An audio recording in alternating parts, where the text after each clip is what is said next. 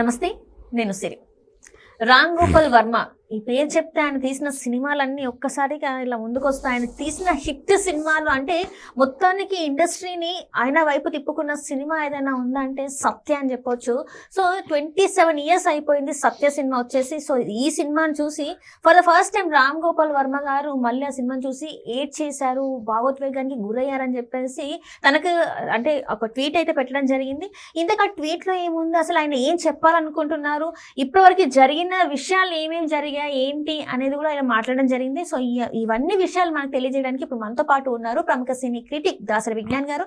నమస్కారం సార్. నమస్తే సార్, ఇప్పుడు అంటే మనం రామ్ గోపాల్ వర్మ గారి గురించి మాట్లాడదామంటే ఎట్లా ఉంటుందంటే, నా సినిమాలు నా ఇష్టం, నీకు ఇష్టమైతే చూడు లేకపోతే థియేటర్ రాకు. ఆయన మాట్లాడే విధానం అంతా కూడా ఇది నా లైఫ్, నా ఇష్టం, నా ఇష్టం, నా రూల్స్ అన్నట్టుగా మాట్లాడే ఒక డైరెక్టర్నే అయితే నేనైతే అంతే చూసాను. అసలు సత్య అనే సినిమా అనేది మనకు తెలియదు, ఆయన తీసిన టైంలో మనం ఇంకా పుట్టలేదు కాబట్టి.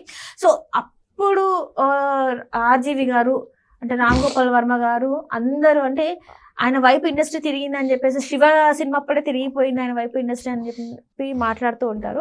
కాకపోతే కొన్ని హిట్స్ పర్టికులర్గా కొన్ని హిట్స్ వచ్చిన తర్వాత ఆయననే చెప్తున్నారు నా కళ్ళు తల్లకెక్కాయి అని చెప్పేసి మాట్లాడడం. అండ్ 27 years తర్వాత సత్య సినిమాని మళ్ళీ చూసి ఒకంత నేను ఏడ్ చేశాను, నాకు తెలియకుండా నా కళ్ళ నుంచి నీళ్ళు వచ్చేసాను కూడా చెప్పడం జరిగింది. సో ఇదంతా చూస్తే మీకు ఏమనిపిస్తుంది అసలు? బేసిక్గా మన భారతదేశం గర్వించదగ్గ అతి తక్కువ మంది దర్శకుల్లో సంజయ్ లీలా బన్సాలి గారు, మణిరత్నం గారు, ఆర్జీవి గారు, వీళ్ళ స్థానం ఎప్పటికీ ఉంటుంది. సీరియస్లీ మొత్తం భారతదేశం గర్వించదగ్గ దర్శకులలో ఎంత ఇదిగా చూసినా టాలెంట్ ఓరియంటెడ్గా సినిమాలో చాలా మార్పులు తీసుకొచ్చిన వాళ్ళల్లో వీళ్ళ వల్ల సినిమా ఒక కొత్త యాంగిల్ వైపు తిరిగింది, ఒక కొత్త ఇది జరిగింది. అంతకుముందు ఆ తర్వాత అనే మధ్యలో కొన్ని పెడితే అందులో ఉండే మొత్తం భారతదేశం గర్వించదగ్గ ముగ్గురు నేను చెప్తున్నా సీరియస్లీ. పాత వాళ్ళు కొత్త వాళ్ళందరినీ పక్కన పెడితే ఎప్పటికీ సంజయ్ లీలా బన్సాలి గారు, యాజ్ యూజువల్గా మణిరత్నం గారు, ఆర్జీవి గారు, మిగతా దర్శకులందరూ పాన్ ఇండియా లెవెల్కి సినిమాని తీసుకెళ్లారు, కోట్లు కొల్లగొట్టారు, బాక్స్ ఆఫీస్ రికార్డులు బద్దలు కొట్టారు, అన్నీ చేశారు. కానీ ఒక కొత్త ఒరవడికి శ్రీకారం చుట్టిందంటే వీళ్ళు ముగ్గురు. సంజయ్ లీలా బన్సాలి ఆ ఫ్రేమ్స్ చూస్తే ఎంత ముచ్చటేస్తుందో, పెయింటింగ్లే అవన్నీ అసలు అద్భుతంగా, ఆర్ట్ ఫిల్మ్ లాగా ఉంటుంది అసలు ఆ లైటింగ్. అసలు ఎట్లా చెప్పినా మహా ప్యాలెస్లలో, ఉదయపూర్ ప్యాలెస్లు ఇలాంటి వాటికి వెళ్తుంటే, ఫలక్నుమా ప్యాలెస్కి వెళ్తుంటే పెద్ద పెద్ద సీనరీస్ ఉంటాయి కదా. అలా ఆయన ఎంచుకున్న జోనర్ కూడా ఎలా ఉంటుంది అంటే పాతకాలం, అంటే కంపల్సరీ మన హిస్టరీని చూపెడుతూ ఉంటుంది. ఎలా ఉన్నా ఆ సీనరీస్ ఆ ఫ్రేమ్ నువ్వు ఈయన దాంట్లో ప్రతి ఫ్రేమ్ కట్ చేసి ఏదన్నా 5-star హోటల్కి సీనరీస్కి అమ్ముకున్నావు 2 లక్షలు కనుకోవచ్చు. ఒక కళ్ళు ఉంటుంది దాంట్లో. అది సంజయ్ లీలా బన్సాలి. నెక్స్ట్ మణిరత్నం జీవముట్టి పడుద్ది అంతే. అంతెందుకు, నాకు మణిరత్నం సినిమాలు అన్నిట్లో అంటే బాగా ఇష్టమైన సినిమా ఒకటి రావణ్, రెండోది కడలి, గుంజుకోన గుండె సాంగ్. అదే ప్రతి సినిమాలో సముద్రాన్ని చూపించుకుంటాడు, అది ఆయనకి ఇష్టం. పొన్నియిన్ సెల్వన్ నాకు చాలా ఇష్టం ఎప్పటికీ, బట్ అది పార్ట్ 1 పార్ట్ 2 కూడా దానికి ఎక్కువ మాట్లాడను. బాగా అన్నిటికంటే ఇష్టమైంది. అది ఏంటో తెలీదు, విలన్ అది ఏంటి అనుకున్నావు, రావణ్ విలన్. రావణుడు సీతను ఎత్తుకెళ్తాడు కదా రాముడి దగ్గర నుంచి, ఆ కాన్సెప్ట్ నుంచి విలన్ వచ్చి ఎత్తుకెళ్ళడం, మధ్యలో హనుమంతుడి క్యారెక్టర్లో ఆయన అసలు ఎంత బాగుందో, అదొక అద్భుతం. ఇలా చాలా సినిమాలు 1-2 అని చెప్పలేం.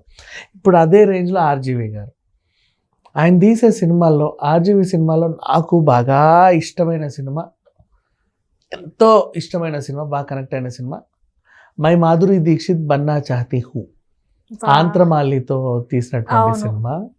తెలుగులో నేనే మాధురి అయితే అనే దాంతో మీకు ఎక్కడైనా యూట్యూబ్లో గట్రా దొరికితే చూడండి. చూస్తే ఆ ఊరు నుంచి వచ్చి తను ఇక్కడ హీరోయిన్ అవ్వడానికి పడ్డ కష్టాలు అండ్ అది థియేటర్లో ఆమె చూసుకున్న తర్వాత ఆమె ఉన్న సంతోషం అనేది రియల్గా సూపర్ ఉంటుంది అసలు అది.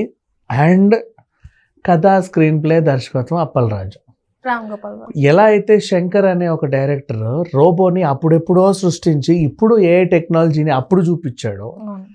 అలాగే ఇప్పుడు మొన్న గుంటూరు కారం అండ్ దేవర, పుష్ప 2 అండ్ ఇదేంటి మధ్యలో గేమ్ చేంజర్, ఉమ్. ఇప్పుడు జరిగిన సిట్యువేషన్స్ 18 ఏళ్ల క్రితం చెప్పాడమ్మా. అసలు ఎంత వింతో అది. ఆయనకు అప్పుడు ఎలా తెలుసు ఇవన్నీ? చాలా వింత. అది ఆయనకు కూడా తెలియదు అదో వింత అని, తనకు కూడా తెలియదు అదో వింత. But future speculator, pessimist, optimist, ఎన్ని చెప్పినా అబ్బా అలా ఉంటుంది. So such a great director. ఫోన్లో సినిమా తీయండి అయ్యా, తక్కువ ఖర్చులో సినిమా తీయండి అని యూత్ని ఎంకరేజ్ చేసినటువంటి డైరెక్టర్. సినిమా అంటే ఖచ్చితంగా ఒక మాస్టర్ షాట్, నీ మొహం క్లోజ్, నీ సజెషన్లో ఆయన సజెషన్లో నువ్వు, ఇంతే కాదు అటు ఇటు తిప్పడమే కాదు, ఫ్రేమింగ్లోనూ కొంచెం కొత్తదనం, క్రియేటివిటీ చూపించాలి అని ఔత్సాహిక యూత్ యంగెస్ట్ డైరెక్టర్స్కి నేర్పించిన ఆయన రామ్ గోపాల్ వర్మ. ఆయన్ని మైండ్లో పెట్టుకొని బోల్డ్ రకాలుగా చేశారు. ఈ రోజు వరకు కూడా ఒక హారర్ కానీ, హారర్ కామెడీ కానీ, ఒక దయ్యం కానీ తెలుగు సినిమాల్లో ఇంకా బతికి చచ్చింది అంటే దాని సృష్టికర్త ఆర్జీవీఏ. మన ఇండియన్ సినిమాకి హాలీవుడ్లో బోల్డ్ ఉన్నా నేను కాదన్ను, బట్ ఇండియన్ సినిమాకి భయాన్ని నేర్పింది ఆర్జీవీ. విత్ సౌండ్స్ అంటే ఆయన సీన్స్ కూడా ఎక్స్ప్లెయిన్ చేస్తూ ఉంటారు, దయ్యాన్ని చూపెట్టకుండానే భయపెట్టడం. ఇండియన్ సినిమాకి ఒక హీరోయిన్ని చూపించింది ఆర్జీవీ. సినిమాకి కథానాయికల్ని చాలామందిని చాలా రకాలుగా ఎంచుకుంటారు ఆ కథకి తగ్గట్టుగా, కానీ ఒక గ్లామర్ డాల్ హీరోయిన్ని సృష్టించిందే ఆర్జీవీ. ఓ రంగీలా తీసుకున్నా, ఇవన్నీ తీసుకున్నా, ఒకటి కాదు రెండు, రంగీలా నుంచి ఇప్పటి శారీ వరకు తీసుకున్నా అలా. సో ఏ యాంగిల్లో చూడు, ఎట్లయినా చూడు, ఆర్జీవీ సంథింగ్ డిఫరెంట్. సో ఇప్పుడు మనం ఎందుకు ఈ టాపిక్ మాట్లాడుకుంటున్నామంటే ఆర్జీవీ ఏడ్చాడట. ఎందుకు ఏడ్చాడు అనేది, ఈ ఏడుపు పెడబొబ్బాకి రీజన్ ఏంటంటే, అప్పుడెప్పుడు ఈ మధ్య రిలీజ్ ట్రెండ్ బాగా అయింది కదా, సత్య రిలీజ్ అయ్యి 25 ఏళ్ళు అయింది. దాన్ని రిలీజ్ చేద్దాం అనుకున్నారు 4K రిజల్యూషన్లో. యాజ్ యూజువల్గా సినిమాని చూస్తూ ఉంటే ఇది నేను తీసిందేనా అని ఇప్పుడు ఆయనకు అనిపించింది. అరే ఈ సినిమా తీశాను, తర్వాత నేను ఎందుకు అన్ని ఫ్లాప్స్ తీశాను, నేను అన్ని సినిమాలను ఎందుకు సరిగ్గా తీయలేకపోయాను అని ఆయనకైనా రియలైజ్ అయ్యి, నాకే ఒళ్ళుకోబెట్టి నేను తాగుబోతున్నాను, కళ్ళుని ఎక్కి పిచ్చి సినిమాలు తీశాను, పొగరెక్కిందని ఏ ఒక్క డైరెక్టర్ కూడా అంత ఓపెన్గా తన గురించి తాను చెప్పుకోడు. అలా చెప్పుకునే గట్స్ ఉన్న డైరెక్టర్ ఎవరైనా ఉన్నా కూడా ఆర్జీవీ. మళ్ళీ ఇప్పుడు చాలామంది అంటారు ఏం లేదులే రామ్ గోపాల్ ఎప్పుడు ఏడవాలి కనుక ఈ సత్య రిలీజ్ హిట్ అవ్వడానికి ఒక స్ట్రాటజీ అని. అట్లని లేదు, తను చెప్పాడు కదా ఆ సినిమాని నేను ఎంతో నిజాయితీగా తీశాను, మిగతా సినిమాలలో నేను అంత నిజాయితీగా, అది ఒప్పుకోవడం గ్రేట్. దాన్ని కూడా అంటే ఒప్పుకోవట్లా వర్మ భావోద్వేగాన్ని ఒప్పుకోలేని వాళ్ళు ఇలా మాట్లాడుతున్నారు. సో ఏదేమైనప్పటికీ సచ్ ఎ బ్యూటిఫుల్ డైరెక్టర్, ఒక ఆనిముత్యం మన ఇండియన్ సినిమాకి దొరికింది. అందుకే ఆర్జీవీ అడిగితే అమితాబ్ బచ్చన్ అయినా సరే డేట్లు ఇస్తాడు, ఆర్జీవీ అడిగితే మోహన్ బాబు అయినా డేట్లు ఇస్తాడు, ఆర్జీవీ అడిగితే నాగార్జున అయినా డేట్లు ఇస్తాడు. వాళ్ళు ఎంత హిట్లలో ఉన్నా, ఏం చేసినా, ఎంత బిజీగా ఉన్నా. ఎందుకంటే ఒకప్పుడు వాళ్ళకి హిట్లు ఇచ్చారు కాబట్టి. ఒకప్పుడు హిట్లు ఫ్లాప్ల తర్వాత ఆర్జీవీ అంటే అది ఆయన సంపాదించుకున్న గౌరవం. అందుకే మణిరత్నం అడగగానే వీళ్ళందరిది అంటే మామూలుగా మనకి ఇక్కడ డైరెక్టర్స్ ఉన్నారు, కానీ ఆర్జీవీ డైరెక్షన్ అనేది కొంచెం డిఫరెంట్ ఉంటుంది అని చెప్పేసి వీళ్ళు ఇవ్వడానికి గల కారణం అనుకోవచ్చా? అండ్ నెక్స్ట్ కీరవాణి గారు కూడా మ్యూజిక్ని ఇలా కూడా చేయొచ్చా అని కొత్తదనం నేర్చుకుంది కూడా ఆర్జీవీ దగ్గరే. సీరియస్లీ ఆయన ఏమేమి క్రీమ్ అనుకుంటాడు ముద్దుగా, వాళ్ళ ఇష్టం ఎలా అయినా పిలుచుకొని. పాటల్ని వింతగా చూపించవచ్చు అన్నది కూడా ఆర్జీవీయే. క్షణంలో చూడొచ్చు మనం శ్రీదేవి గారితో ఎలా చేశారు. ఎన్నైనా సరేమా అనుకోకుండా అనగనగా ఒక రోజు చూసుకున్నా, ఒకటి కాదు రెండు కాదు బోలెడు, నువ్వు రంగీలా చూసుకున్నా, ఏదైనా సరే ఆర్జీవీ అనేది ఒక ట్రేడ్ మార్క్, ఆర్జీవీ అనేది ఒక ట్రెండ్, ఆర్జీవీ అనేది ఒక ల్యాండ్ మార్క్ ఔత్సాహిక దర్శకులందరికీ కూడా.